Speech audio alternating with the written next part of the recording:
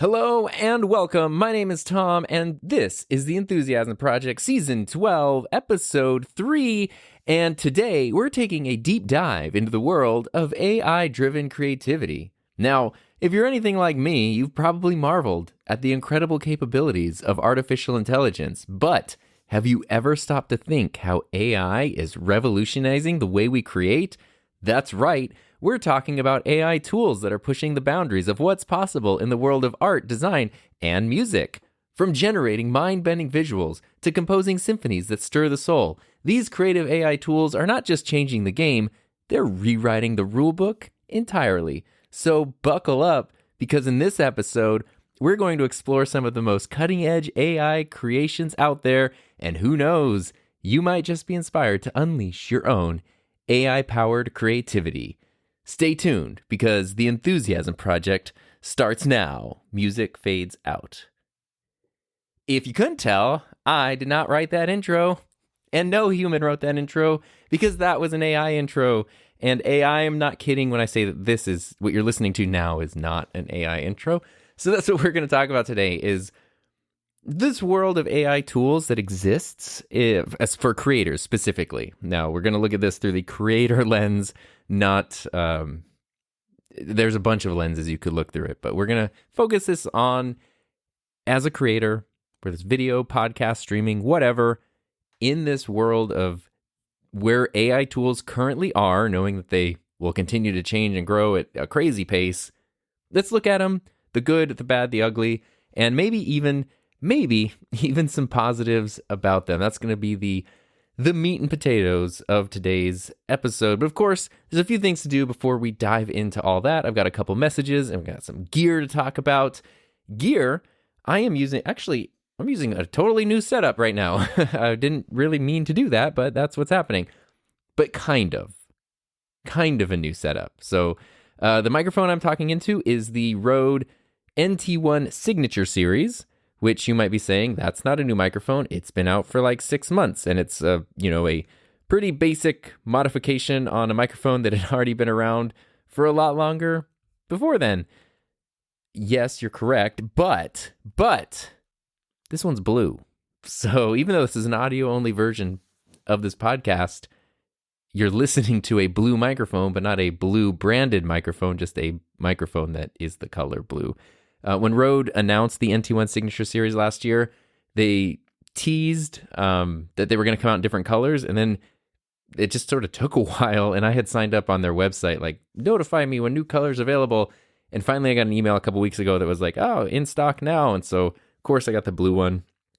There's some really, really cool colors out there. It's like green, purple, I don't know if there's a red, of course there's black, I guess like an orange or something.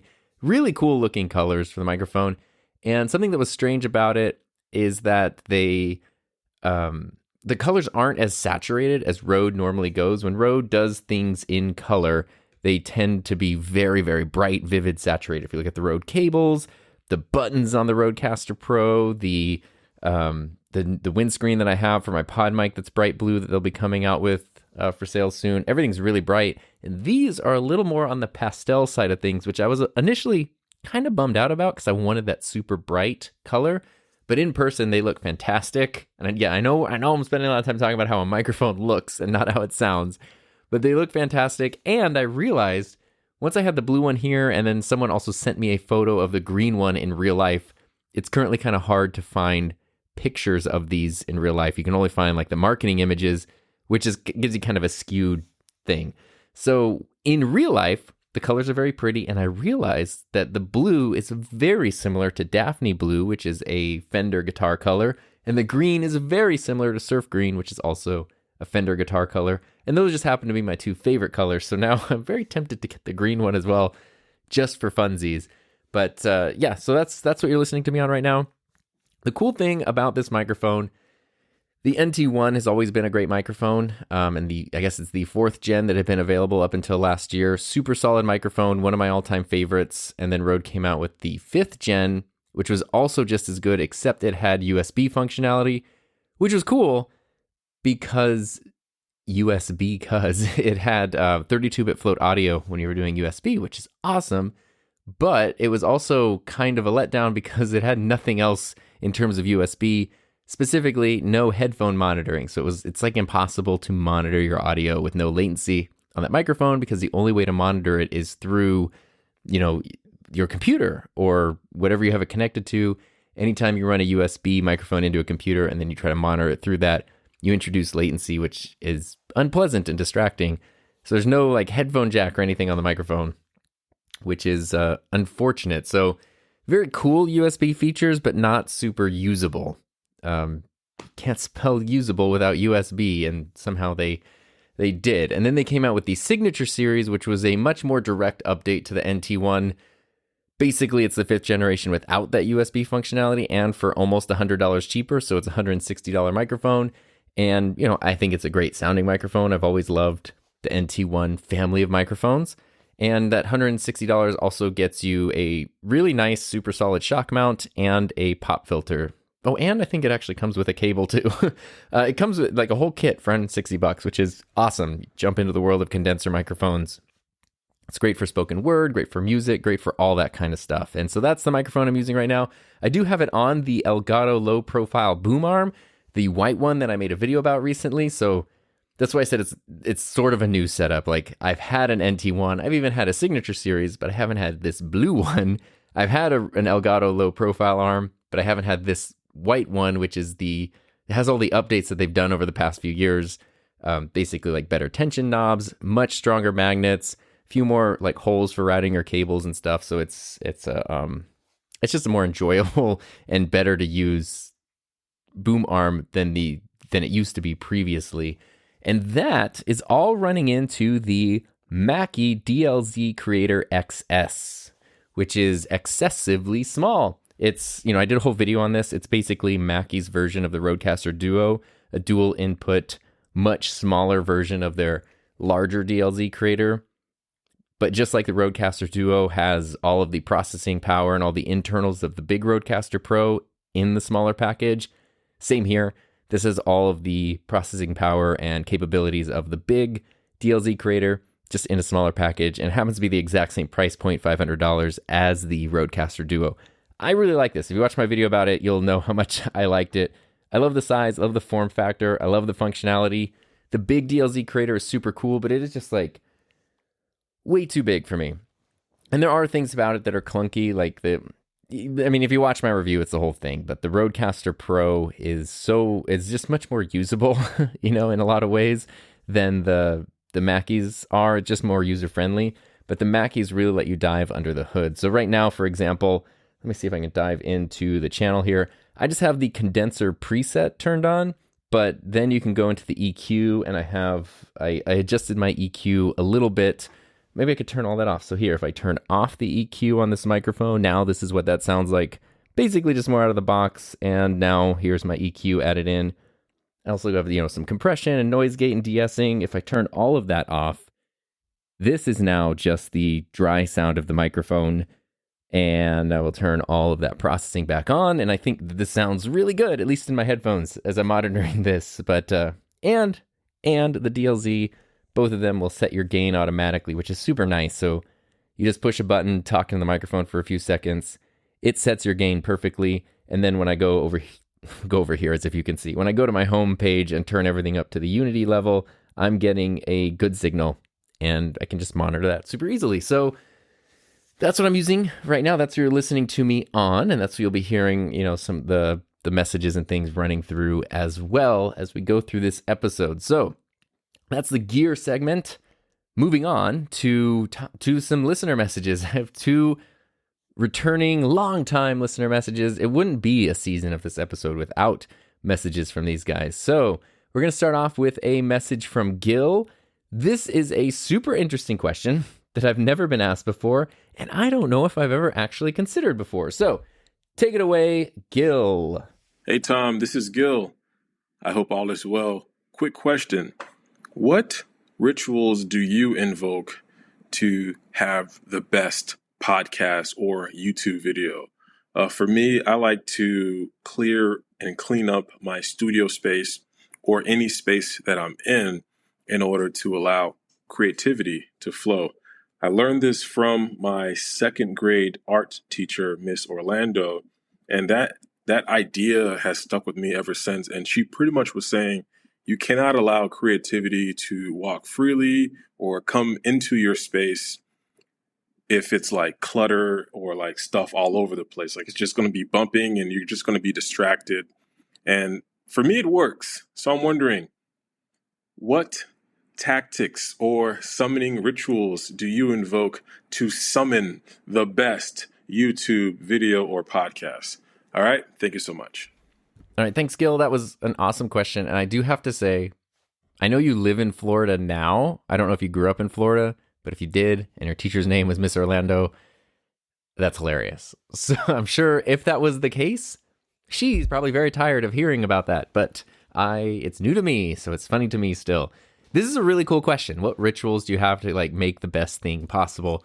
And thinking about it, I don't have any conscious ones, which is funny because, you know, as I've talked about many times learning to play hockey over the past year, those kinds of rituals and like pregame things and pre-practice things are really important. And I've tried to develop like a warm-up routine and a thing that kind of gets you into the proper headspace so you can perform both physically and mentally at your best. But I don't think I have anything that conscious for my actual job that I've been doing for like 7 years at this point.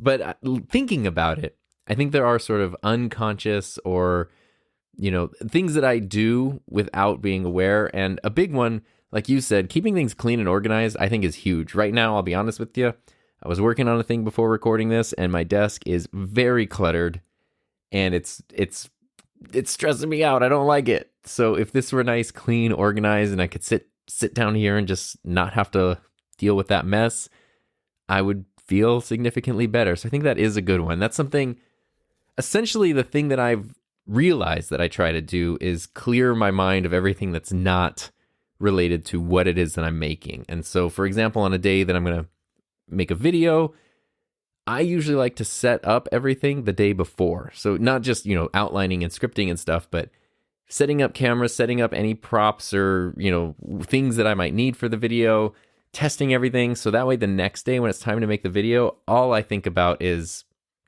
what I'm doing on camera and not like, well, I need to run this cable over here and connect this. Like, I don't want to deal with any of those kinds of things on the day that I have to like be in front of the camera doing a thing.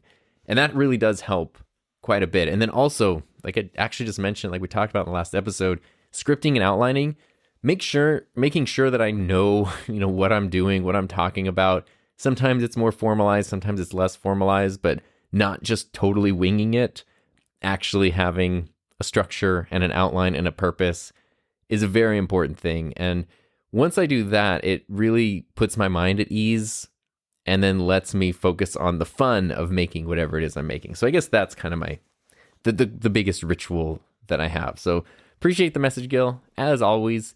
And next message, this is a little bit different. This is from Bailey, who is just awesome. So thank you for everything you do, Bailey. He's been just such an awesome supporter of my channel and podcast for many years at this point, and is a moderator on my channel who's put together such awesome resources. Like, he went through and essentially spreadsheet out all of like product links and video links. So when there's a live stream going on and someone's like, hey, what boom arm is that? Or what video did you talk about this thing? It's like so easy to just find it, copy paste, you know, share the links, whatever.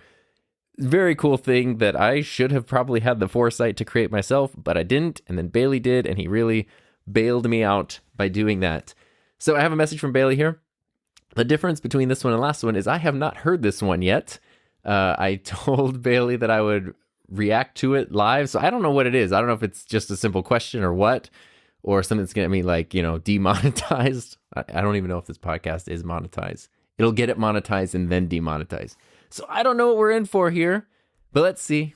Take it away, Bailey. Hey, Tom. Congratulations on getting to Season 12 of the Enthusiasm Project. I always love tuning in to each episode and hearing your thoughts.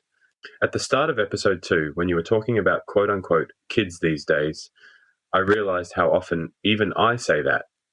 And I'm only a teenager myself, although I do always get told I've got a 60-year-old soul inside. Anyway, just wanted to check in to see how you and Heather are doing. Can't wait to find out what the mystery mic was. Oh, and one last thing. This entire submission was recorded using an AI clone of my voice. How did it do? Could you tell? Thanks, Tom. Chat soon. This is the thing with Bailey. Everything lines up perfectly. I had no idea what his message was going to be, and it just so happened to get thrown in the AI thing on the voice. That is crazy. What a perfect transition. So thank you. So to talk about questions, yay. Thanks, Bailey. Appreciate you enjoying everything. The mystery mic, I still can't reveal it, but it is super cool. It's obviously not the one I'm using now. The one I used last week, I'm going to use it some more. Definitely have some videos about it. The couple times I've got microphones before they're released, it's usually pretty quick, but this one there's a bit of a longer time before the time I got it to the time it's released, which is actually awesome because that means when it is available, I'll have been able to have used it for like a long time. And the one I have is just the production model. And, it's a pretty cool mic with like all the advanced features that it has that I was talking about last time, but it is just an XLR mic. So it's not like there's going to be new firmware or anything. It's like, it's the one that everyone else is going to get too. So thank you for that, Bailey. Going to the AI thing. I did not know that it was AI, but it did sound like you were reading a script. And I was literally thinking, okay, I guess, he wanted to make sure you're an organized person. He wanted to make sure that he shared his thoughts and got out everything that he wanted to get out. So he must have scripted this out and wrote it. And then I was kind of thinking, like, I did the AI intro to this episode. I was like, I wonder if he did like an AI script. But the things you were saying wouldn't have made sense. Like, I can't imagine an AI writing things that way. It didn't occur to me that your whole voice was AI. That is crazy. I don't know what to say about that, but it is the perfect tie-in to so many of the things that we'll be talking about in this episode right now. So we can just transition straight over to that because Bailey always comes in clutch and makes everything easier all the time. So thanks for that. Now, here's the thing with AI. So let's just jump in there. Right now, AI is definitely a popular buzzword. This is obviously all my own opinion and things. I don't know. I don't have like the computer science background to really know where that line is when something is or is not actual artificial intelligence. Right now, I think there's a lot of things that are called AI that are just really good programming or just like, an advanced software application, but it's sort of hard to explain that and it's easier to say AI.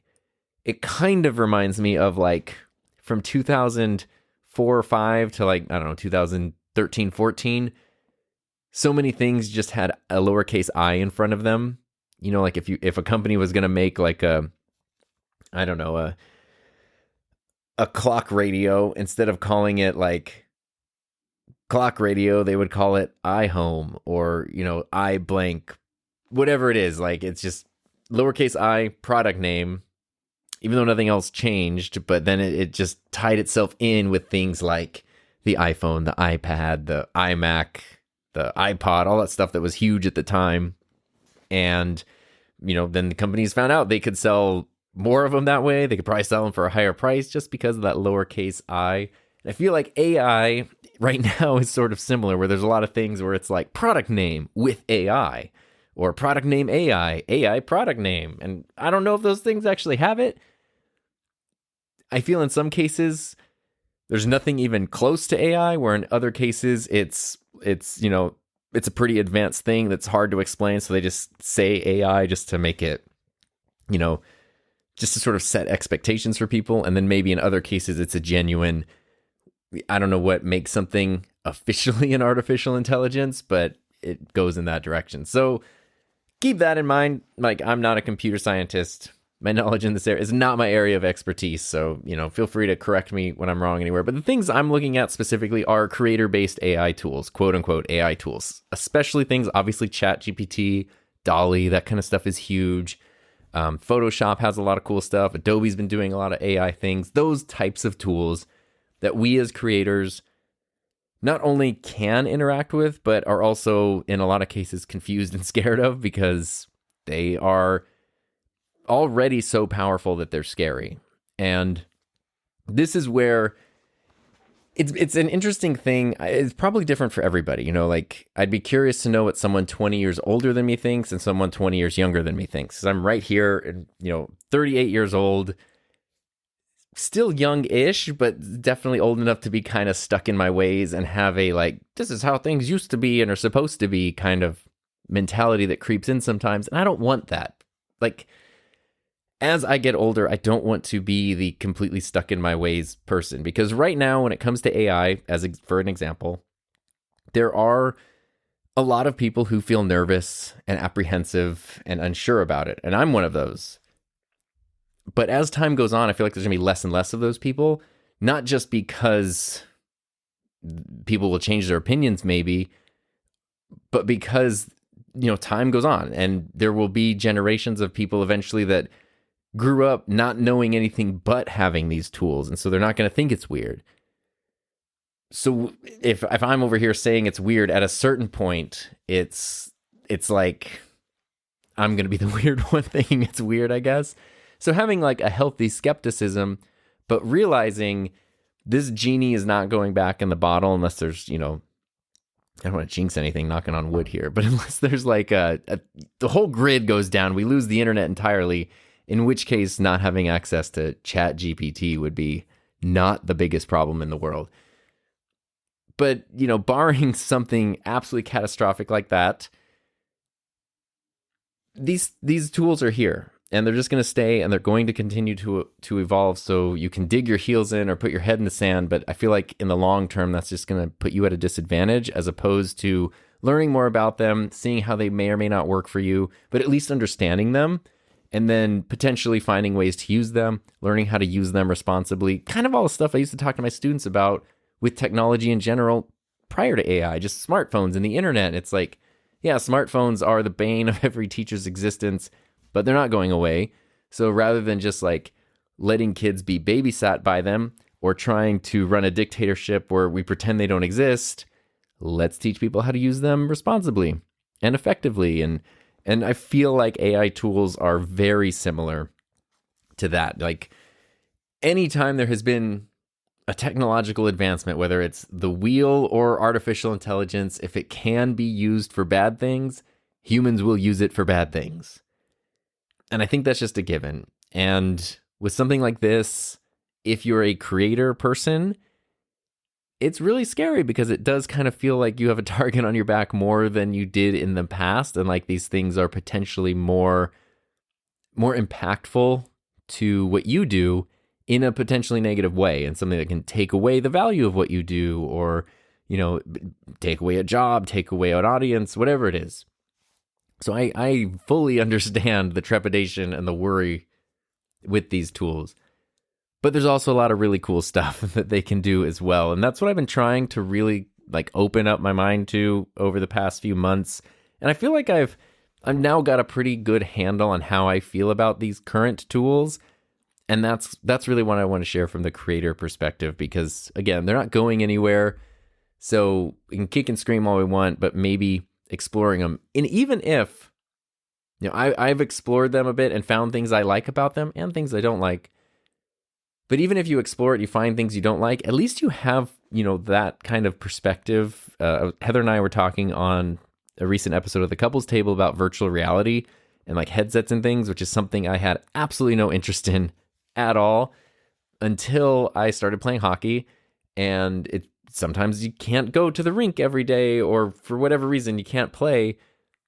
Getting practice is a little difficult, but there's a virtual reality app called Sense Arena, which is like an official NHL training app, and you can practice. It's really great for goalies. You can have, all kinds of drills, practice things. You can get your skill set diagnosed and then run diagnostics on your specific strengths and weaknesses, and then have a practice program created specifically for you. You can, have someone take the same shot a million times at you, and you can practice it that way. You can take shots from like real pro shooters and things. It's pretty cool, and I really wanted to try it out.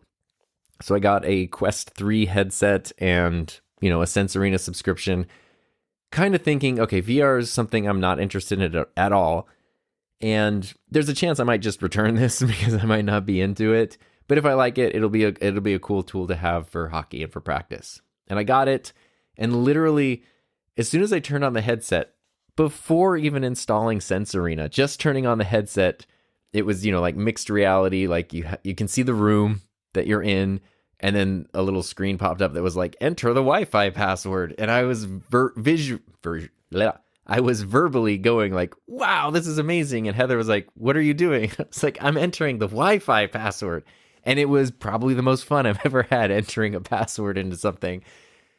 And I didn't expect when I put the headset on and it turned on for the first time to have an audible reaction that I couldn't control, like it just happened. And that was pretty crazy.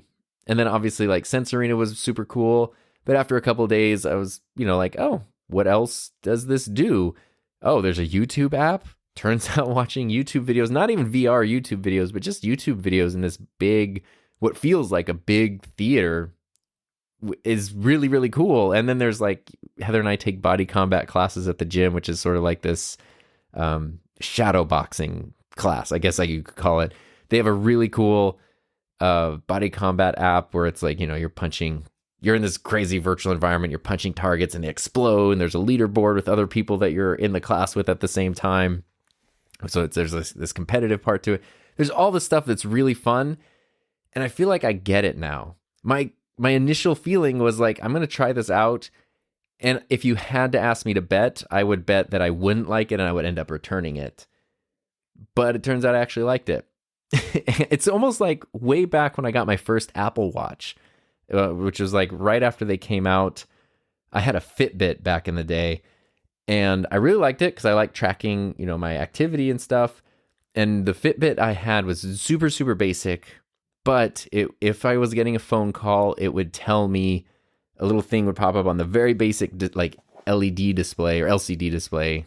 It wasn't a screen. It was just like an old school alarm clock looking display.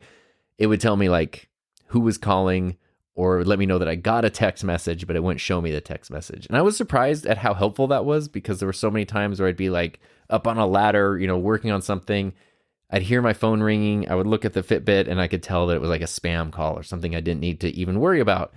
It was really, really helpful. And that's when I thought like, it might be worth trying this Apple Watch because it's all of those things done better. And it was sort of the same thing. I bought the Apple Watch expecting to return it. And I did return it to get a more expensive one, because I bought like the cheapest, most basic one, was shocked at how much I liked it, and then wanted to upgrade to the stainless steel one because it has the sapphire screen, which is just harder to scratch and mess up, and kind of don't have to think about screen protectors. And now that was, I don't know, early 2016, so it's over 8 years later. Got my third Apple Watch here. Basically every day for 8 years, I've now had it on my wrist because I like it so much, even though I didn't expect to. VR is kind of the same thing. Went into it thinking it's not going to be something that I love or am that interested in. Turns out I really, really like it. And I get it. Like that's kind of the big thing, is feeling like I understand the excitement and the hype for it now, where it felt like one of those things like NFTs, crypto, VR. It's like, it's all the same, like weird, like Silicon Valley bro stuff that I'm just not interested in. And I was wrong. And VR kicks butt. It's not something I would want to wear in the real world, and it's not something that I want to like, even hanging out at home with Heather, like, oh, I'm going to put on my headset and go into my own reality over here. But at certain times, it's one of the coolest things I could be doing, and I love it, and it's awesome. And it's kind of cool to at least expose yourself to those sorts of things, even if you find out that you don't like them. Like if I had tried it and not liked it and returned it, at least I would then have my own opinion about it, rather than like, well, I saw somebody said in a video this or whatever. I would have my own thoughts based on my own actual experience.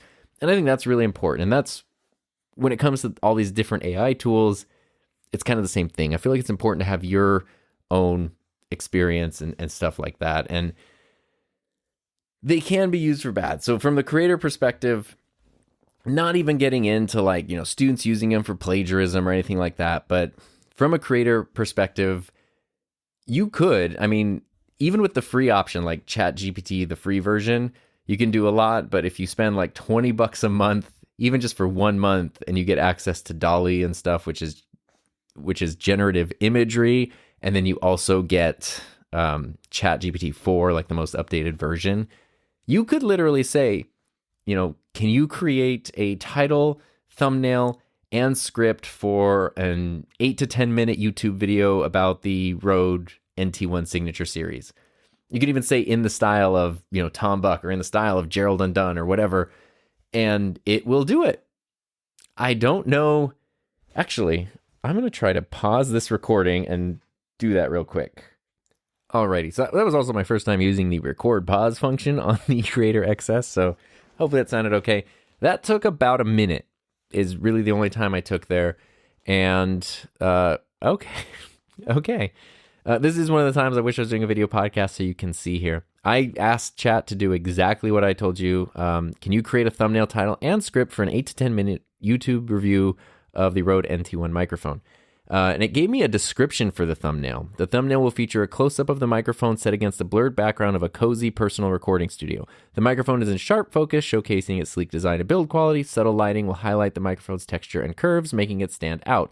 A small eye-catching text overlay in the corner will say "crystal clear?" to pique curiosity about the microphone's sound quality. Actually, not a terrible thing to do.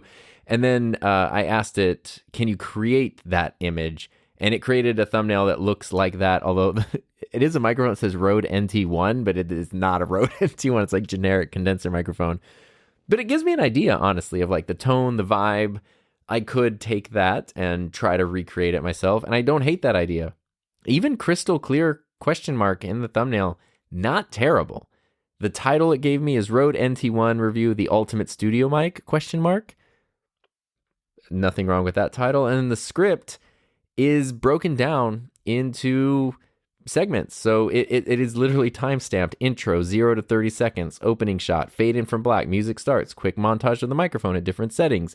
Host on camera. Hey everyone, welcome back to the channel. Today we're diving into the world of studio sound with an in-depth look at the Rode NT1. Is it really the ultimate studio mic? Let's find out. Then there's a couple minutes on design and build quality, where it specifically says cut to close-ups. Here's a voiceover script. When the host is on camera, off camera. There's a 1 minute section or 30-second section of features and specifications. There's a sound quality section, pros and cons. What does it say down to the pros and cons? Price and lack of versatility for non-studio use as cons. Okay. Price is not really a con, though. Conclusion and final thoughts. So, is the Rode NT1 the ultimate studio mic? For those looking for exceptional sound quality and build in a studio setting, it's definitely a top contender. Encourage viewers to share their thoughts in the comments, like, subscribe for more reviews. So that's not even a script, that's a note to me. And then there we go. And chat says, this script offers a comprehensive review of the microphone, highlighting its strengths and potential drawbacks to give viewers a well-rounded understanding. Now let's create the thumbnail to match the concept. Oh, I interrupted it while I was creating the thumbnail by asking it to create a thumbnail. So that took me a minute, right, to create that. Well, not to create it, but to have something else create it. That's not a video I would make. I've done NT1 reviews. There's elements of that I like.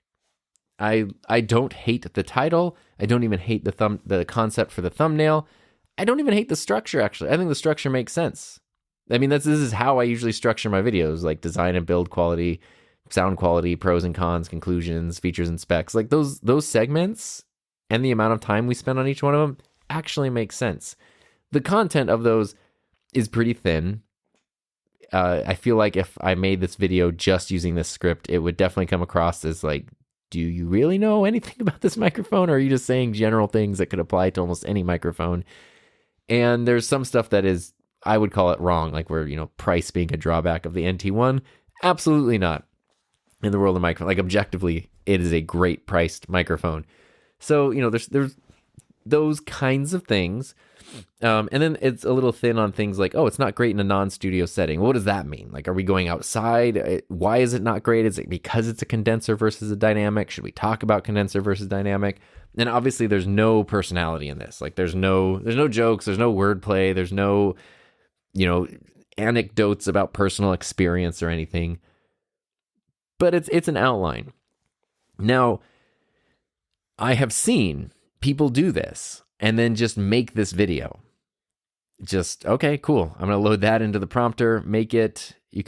You essentially have a shot list here, but I'm guessing I could also have chat just generate a shot list for this script. And then I know, okay, get these handful of shots that show, the microphone's connector, show this, that, the other thing, and edit it together and I'm done. And there's a video. You know how easy that would be compared to my current video or mic review process? It'd be so much easier. But the video, I would be embarrassed to publish a video like that. But some people aren't. And some people will just, okay, cool. I can crank out 4 of these a day. I can upload constantly and grow my channel, even though I sort of feel like whether or not people recognize that it's AI generated, I feel like there's something there that would stop people from connecting it because it does not have that personal touch. It does not sound like something that's coming from somebody who has real life experience, at whatever age, but just experience of living in the world.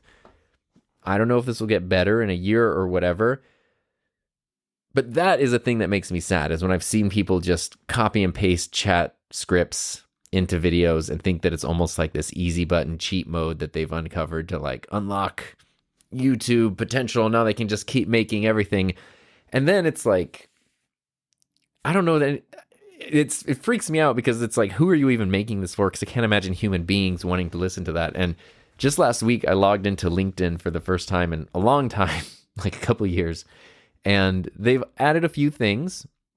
One of them being AI generated like quick replies to things, which is not new. Like lots of platforms have that. Even YouTube has it. Gmail's had things like that or at least auto-generated replies for years.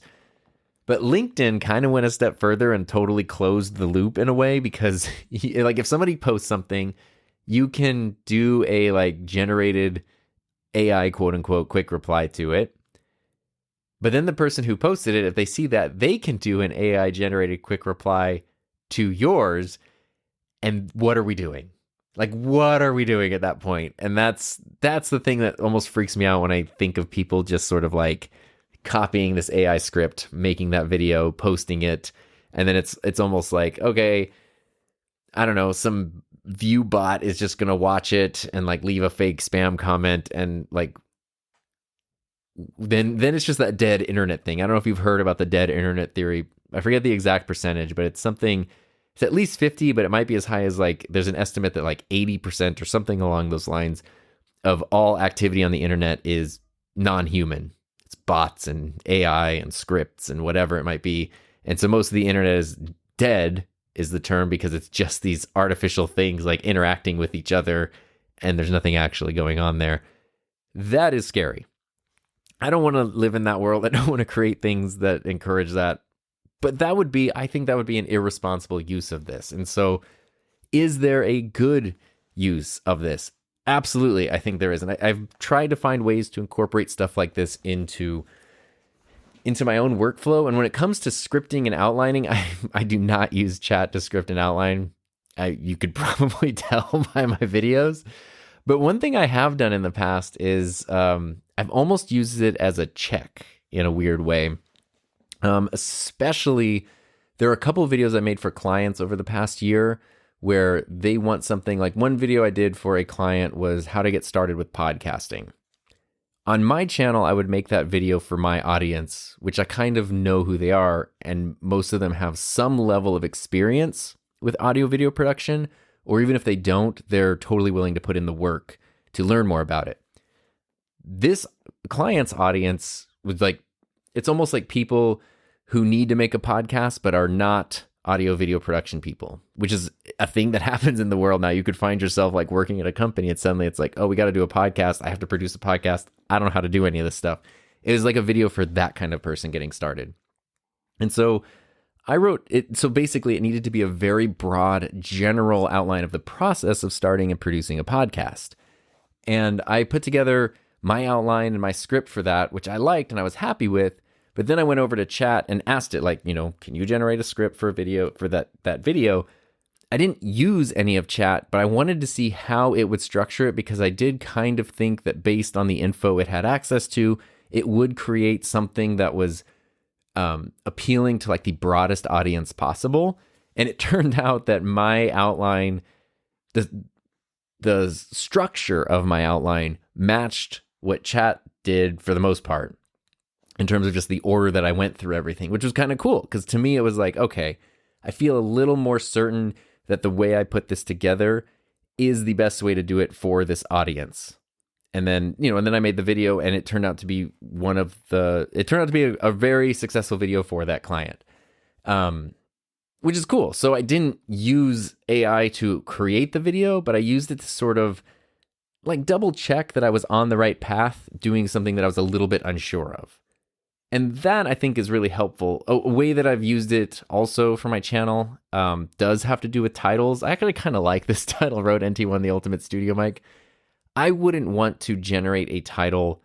I wouldn't want to copy and paste an AI title, even if it's a good one, because I would worry that it would lose my voice in some way. It's not me thinking of the idea. But when you're trying to distill a complex concept into a title, like you make a video, you really like the video, but it's not something simple. Like, I shouldn't say simple, but you can do those like Mr. Beast style videos where it's like, I ate the same meal for 100 days straight. Okay, that's a pretty easy title because it's like the concept is so clear, the title is so clear. But when you're doing something like, Firewire video transfer versus analog video transfer, like what's the difference and how do you do it and all that kind of stuff? Like, how do you distill that into something simple and interesting? That's where you can potentially go into one of these AI tools, ask it those questions and get some ideas. Not necessarily that you'll use any of those ideas, but it might spark something in your brain, go like, oh, that's a cool approach. I'm going to change it and I'm going to revise my idea with that, that structure in mind or whatever. That's been helpful for me to kind of get the gears turning a little bit and things like that. So it's like, I wouldn't use it to generate content I actually use and create, but to get the ball rolling, to kind of get the hamster running on the wheel a little bit, it is a really, really valuable tool. And something I did recently, Heather and I talked all about this on a recent episode of the Couples Table as well, if you want to actually see the examples. But I was working on a video about Firewire image transfer because I did a video about the Canon XL1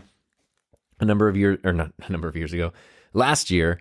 And that video, I love that video, and I wanted to do. A bunch of people in that video in the comments said that they were like disappointed that I didn't use Firewire to import the footage because it would have looked so much better, and they remembered the XL1 being such a higher quality camera than what they were seeing in my video.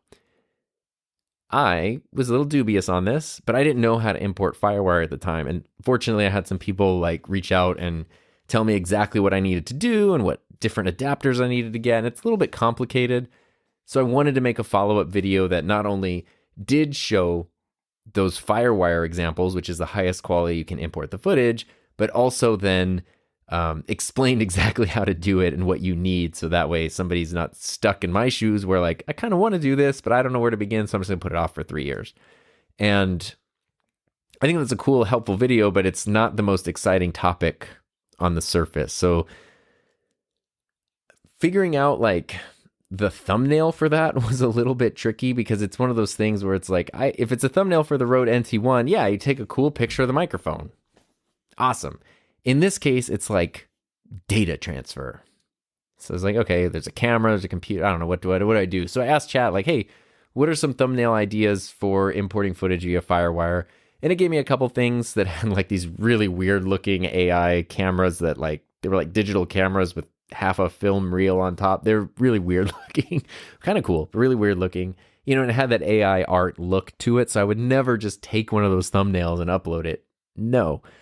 But what it did was it kind of gave me like one of them had a layout. It was like the camera and a cable and the computer, and it was really simple. And I liked just the framing of it. And I was like, okay, I could set up my camera and my computer in this way to sort of like create a frame like this and then take a photo and work with it that way.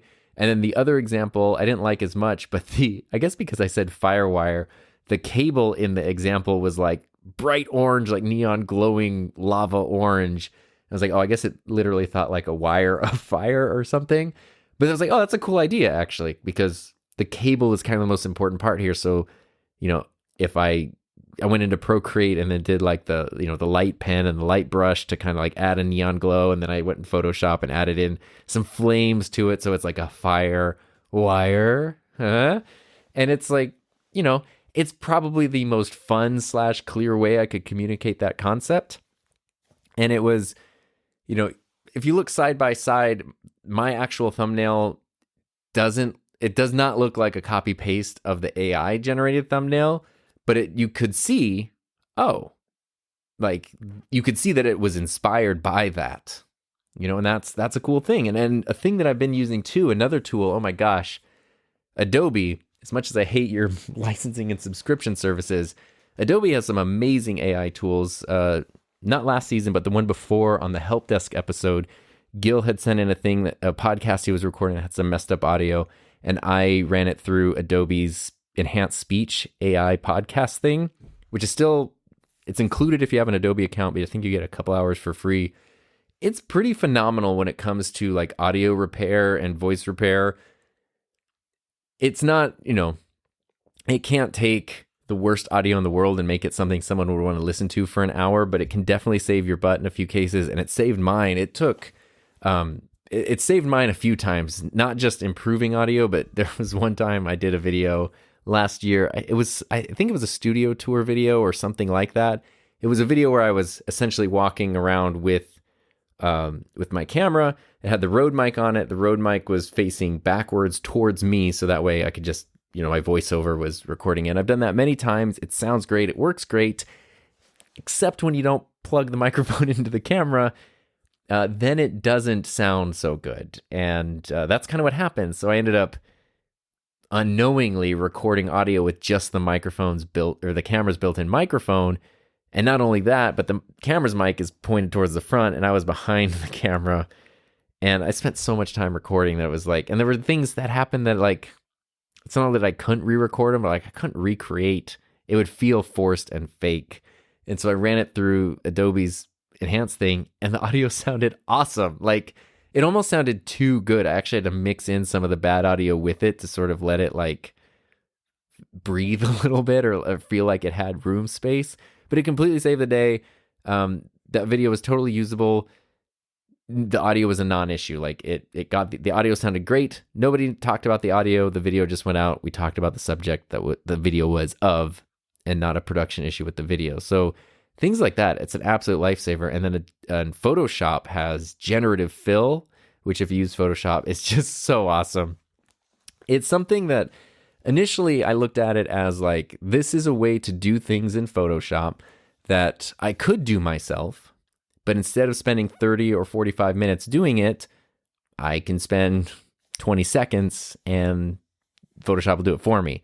Specifically, what I use it a lot for is in thumbnail images, just sort of like extending backgrounds and foregrounds. So I have a little like backdrop shooting space for products and things in my studio, but it's pretty small. And so depending on what I'm doing, like when I did this thumbnail right here for the XL1 and the Firewire transfer, the camera and the computer, those were kind of big. And so to fit them all in the frame where I could get the blue background entirely behind them, you were seeing the edges of the background, kind of the edge of like the table that they were on, and it looked a little janky. So then I could go into Photoshop, sort of select these edges in these areas, and it would not only extend, like I had the cameras on a black reflective surface, it not only like extended that out and covered up the open production thing that you could kind of see under it that I didn't want to show. It extended that black reflective surface out and generated reflections that look really good. I was like, wow, okay. That's not something I even know that I could actually do in Photoshop. Or if I did, it would take me a really long time. Probably wouldn't look as good, and I don't know that it would actually be worth it. But I could do it here in 30 seconds. And, and that kind of thing is hugely helpful. And it makes my life and my workflow so much easier. And so that's a good example of a video. It has a lot of AI tools in it. Like, I'm using AI tools on the thumbnail, not to actually make the thumbnail, but to even come up with the idea. I did the title thing of like trying to figure out how to approach the title. So even though the title is my title that I came up with, I used AI examples to get my brain going to come up with my own title for that. The content of the video, I think would have been way too confusing to even ask AI, so I didn't do that. But that's that kind of thing, like that sort of workflow. It's a hugely helpful tool that I wouldn't want to not have access to. And that's pretty simple just for me as a creator. And obviously there's more advanced tools and other things you could do. But I love that. And I think, even the example I gave of like, you could just take the script, use that script and make that video. Even in that example, you would still need to film and edit things. So there's some calories that need to be burned and a skill set that needs to exist. But as we heard with Bailey's message, AI voice is getting more convincing. It's not perfect, but it's getting there. Imagery. At one point in the not too distant future, it wouldn't surprise me if I could say like, hey, can you make a YouTube review? Can you create a YouTube review of me for the, the Rode NT1 Signature Series, 8 to 10 minutes long, whatever other parameters, and it will just take my voice and my likeness and create the video and probably be somewhat convincing, especially if if you're not expecting it to be AI, it'd probably be pretty easy to sort of like pass off as a thing. That would be scary because I wouldn't want to, that would be scary for a lot of reasons. And that also brings me, I don't know, hesitation when I think of the same people who would use their audio video production skill sets to, produce an AI generated script fully. If they don't even have to have the skill set of filming and editing now, they just essentially type in a few sentences, they get a video done. At that point, they're probably not proofing anything, not checking anything. They're just, cool, take this video, upload it, take this title, upload it, thumbnail, done. That's where you get those content farms that could just create, many, many videos every day. And it's going to be harder and harder to distinguish real videos from fake videos. But I feel like that is an advantage for the hands-on, handmade, old school creator who does want to make their own thing, even with imperfections, even with all of those things that AI would smooth over and polish out. I feel like those things are going to stand out so much more, even if you can't make as many videos because you're not an AI, even if, the ideas aren't as simple and clear. I really feel like people are able to sniff that out. And even if it's a subconscious thing, I feel like people will, even more than they already do, connect with that kind of authenticity because it will become much more of a rare commodity than it is even now. Because now when we talk about artificiality and fakeness, we're almost talking about like influencers who are putting on a show or a persona or a facade or whatever. But in this case, we're talking about like something that was created by a human versus something that was not. And when you get into these finer points, even something that's like the experience with a microphone in a real world setting, it's just something that you need a person who has been in these experiences to share their experience with you. And that's something that can't be done without a living, breathing flesh bag human doing that for you. And that's something I think to keep in mind, like your creativity, your authenticity, your genuine humanness is an asset and is something that is going to become very special and very rare and appreciated as time goes on, because these tools are going to just, the amount of artificiality and junk that gets created with them is going to be massive. But that is not the tool's fault. A hammer can build, a hammer can destroy. That's the user's fault. As a creator, you also have the power to use these to help you, to do better, to make your life easier, to make your workflow easier so you can focus on the parts of what you appreciate, of what you like to do, more than the parts you don't like to do. And I think that's just important to talk about. Who knows where things go from here?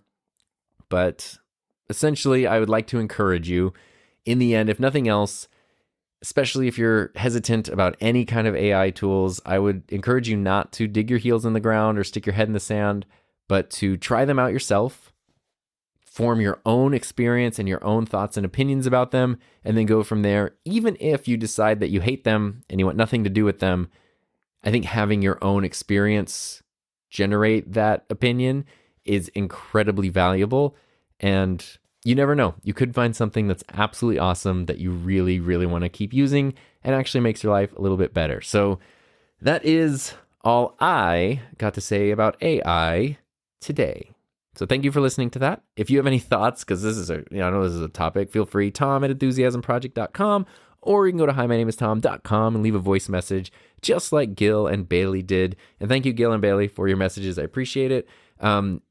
2 episodes from now will be a Q&A episode, but like I always say, you don't have to wait until then to submit questions or thoughts or things. It can be a dialogue all season long, even if it's not a dedicated Q&A episode.